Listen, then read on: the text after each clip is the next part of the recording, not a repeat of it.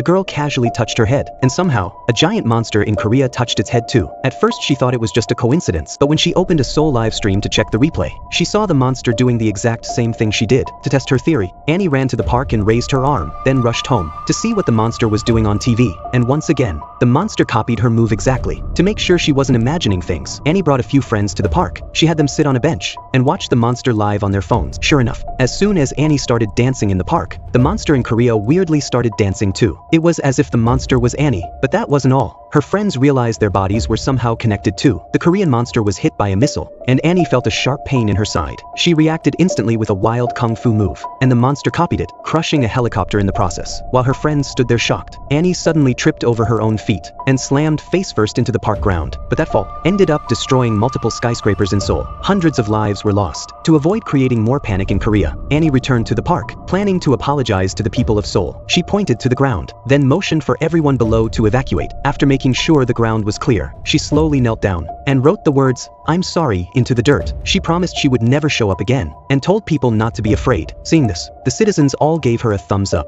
From that day on, Annie kept her promise. She never went back to that park. She thought the danger was over, but one morning she woke up and saw a giant robot wreaking havoc in the streets of Korea. Sensing something was wrong, Annie rushed outside to the park, and just as she suspected, her best friend was messing around there. Apparently the robot was her friend. Annie ran over to stop him, but he was too caught up in the fun. He even challenged Annie to a fight. She simply pointed to the side, and the monster in Korea pointed to the side too. Annie warned him to leave the park, but he didn't listen, so she slapped him. The Korean monster slapped the robot too. The monster's heroic smack made it a viral sensation. People even made memes and shared them online. But because of that, Oscar felt humiliated. To restore his pride, Oscar called Annie out the next morning and challenged her to a duel. Annie didn't hold back, but after a few rounds, Oscar knocked her flat on the ground. She couldn't move. As Oscar stomped around in rage, Annie could only watch helplessly. She realized, if Oscar kept going like this, all of Korea might vanish from the planet.